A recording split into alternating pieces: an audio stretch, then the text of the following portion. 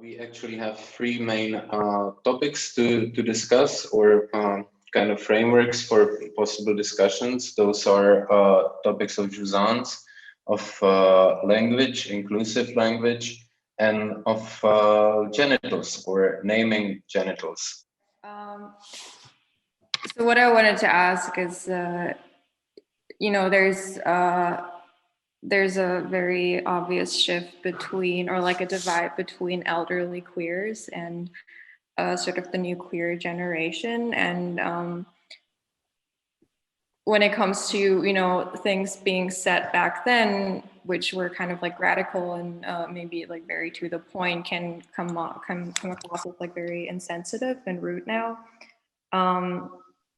And you know, it's all about like political correctness and kind of policing language and sensitivity. So yeah, I would be interested in what are your views on this? Well, could you elaborate a little bit more on this? I would really like to know the new generation's feelings about this. You probably know very well what old generation queer people are standing at what, but what is the new? What is the new? Would you say where is the difference between you and I don't know, me? Yeah. Because there is a generational gap, obviously, you know, we have to see that, yeah? So what would be the new thing you bring in vocabulary, for instance, and why?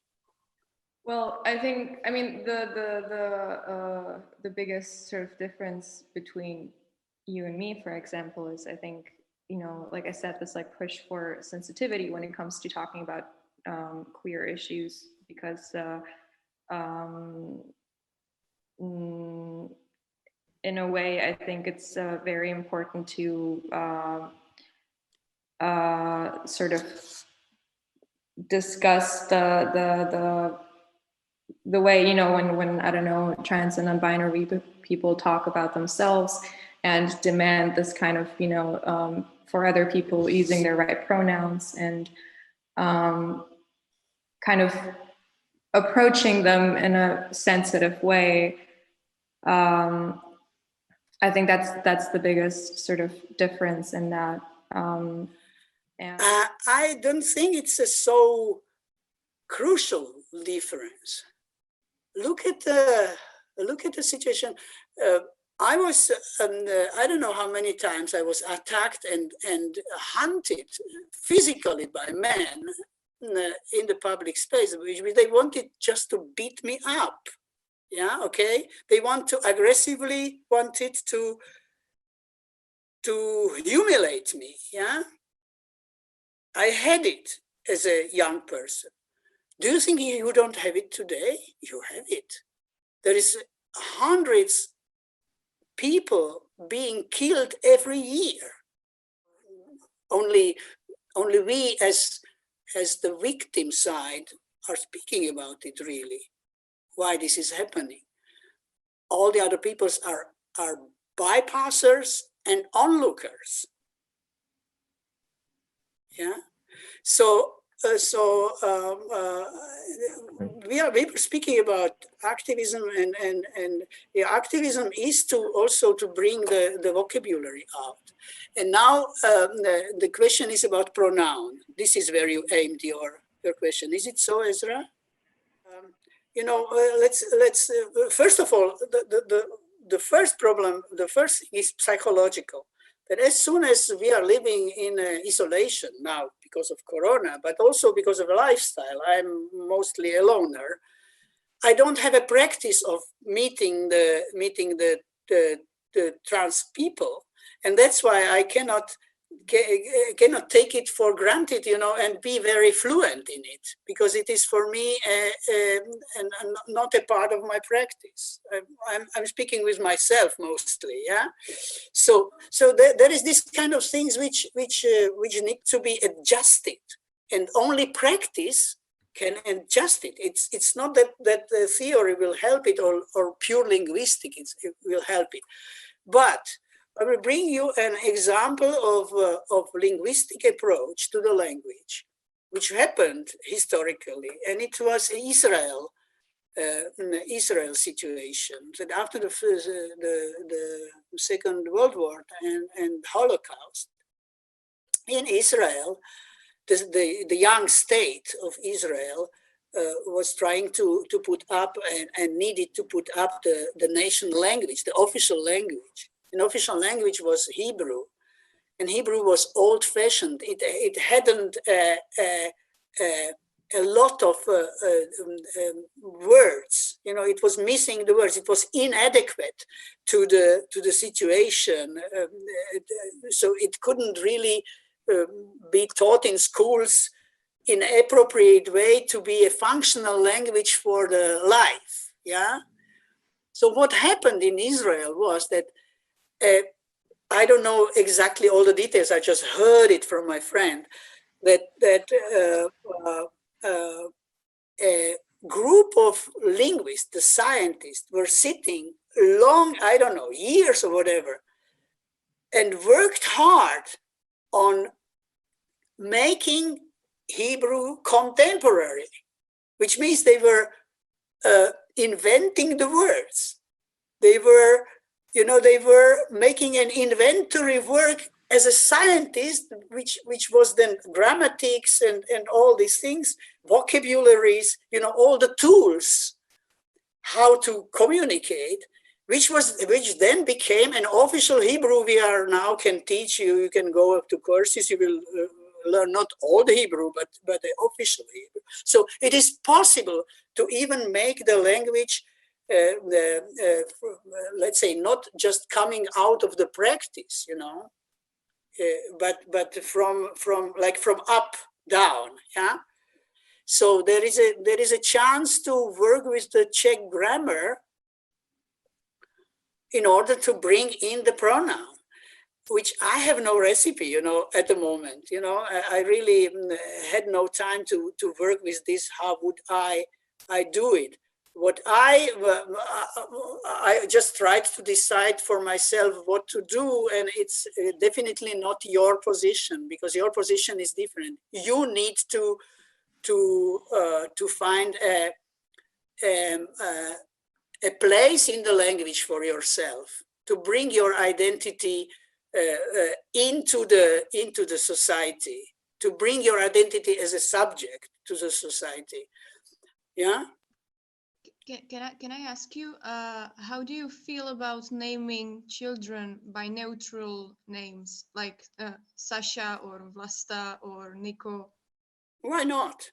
Why not? It's again it's the same oppressive as calling Alexander, or it's the same oppressive. You know, the little child has no name, but the little child is also helpless because of the signals. You know, so there is a mirror stage, Lacanian mirror stage, when you see when the little child is seeing itself in the mirror, and this is the first occasion when the child is named, you know, because the mother is saying like, who is it, you know, and child doesn't know who is it, but they say, oh, this is Ancha, you know. So you get your name through seeing yourself, and Lacan says that this is also a misrecognition.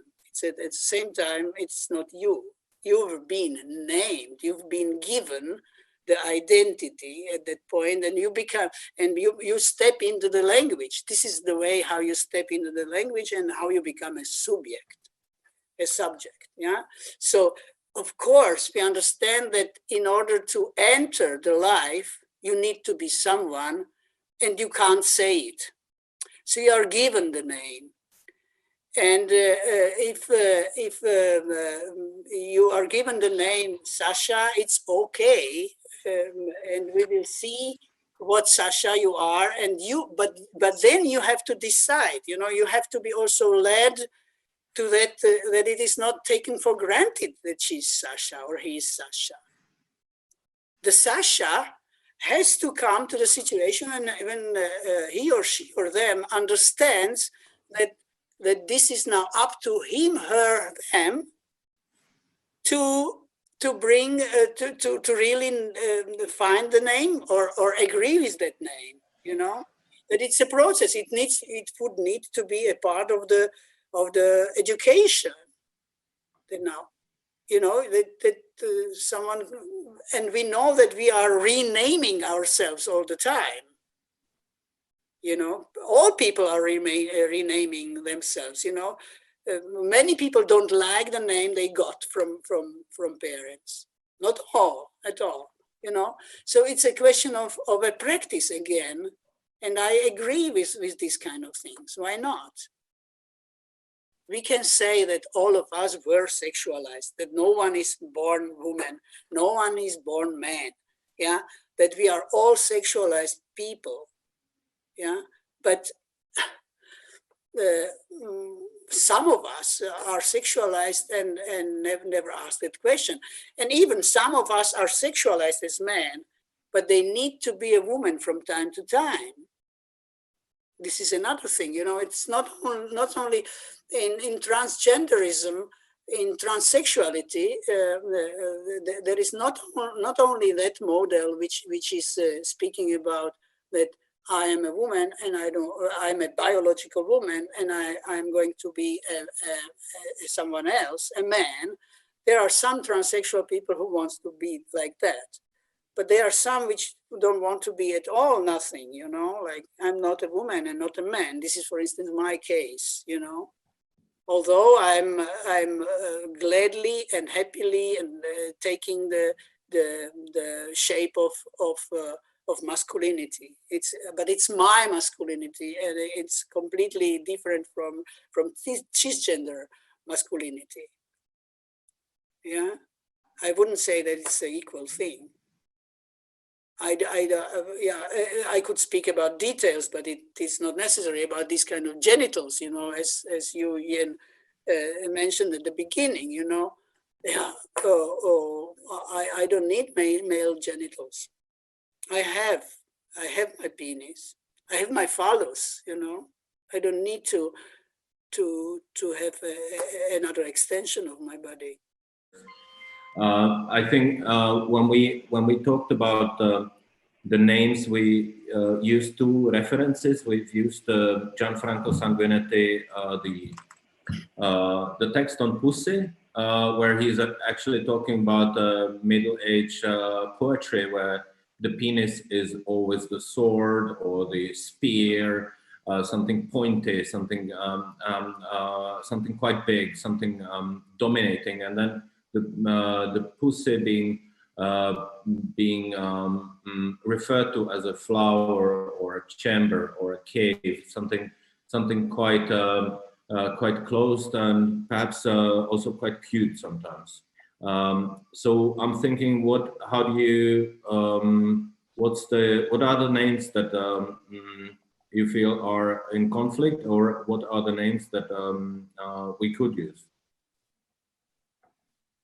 So first of all, you know, sexual organ,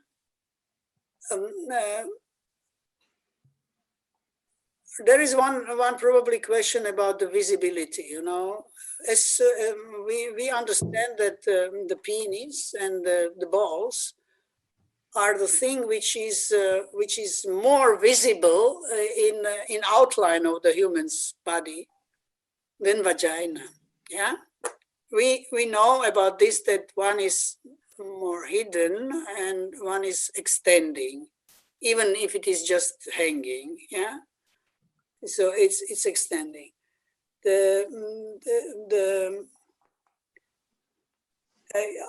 I have to say that I didn't read Sanguinetti, and I don't know. I don't know much about this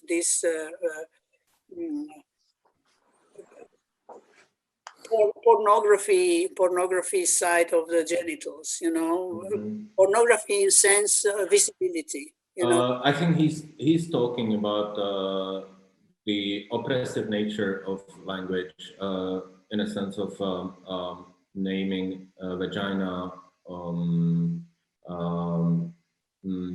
getting hold of vagina by naming it different names, and also about the relationship. I would even say some sort of power structure embedded in the language as he's talking about it, or the thing that he's trying to criticize, not that he would actually support it.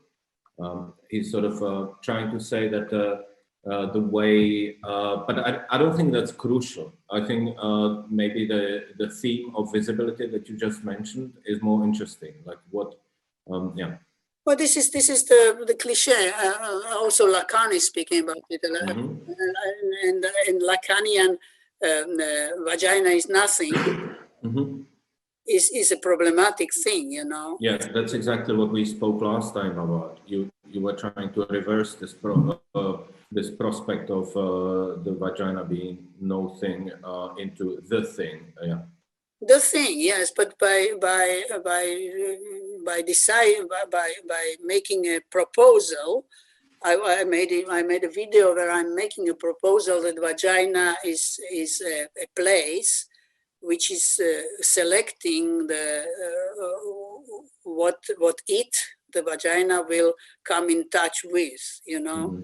It's a problem of opening or not opening for something else, yeah. So it has its own will. It is not just a receiver. As well as the question is if the penis is a sender. Is a real sender a penis, because penis is a real sender in situation which is when we speak about dick or cock, that it is something which is erected outside of the male's body, but the woman is not there, and the coitus is not yet there. It's a standing piece of meat. Sorry to say that, you know. Which is I don't know, you know, going there and back, searching for something, yeah. So in the nowhere, and but we all know that the coitus itself is the moment when penis forgot that it is erected. And the vagina forgot that it is accepting. You know, it's a real connection it's a connection which brings the pleasure, and you can't distinguish between the penetrator and penetrated. So I really don't know. I really don't know how to work with naming it. You know. And if it's a matter of poetry, you can't really seriously discuss this kind of thing, because I really think that this signification comes from the practice, and this practice is a practice of making love. So the poetry will and can bring the new words for it. Also the you know, what is really not probably not very much discussed yet in the trans people lives or existence is the sexual pleasure. You know, we don't know much. We know everything from pornography about the cisgender heteronormative fucking. You know, it is shown like all the time. But our fucking, our bad practice, you know, is sort of the realm which is not being touched yet. You know, what is happening with transgender people, and how, what is the real jouissance in it? You know, where is it? You know, and such things like this kind of very, very internal and very sensitive and very volatile life experience comes out in literature and comes out in poetry, I think. You just cannot theorize this, you know.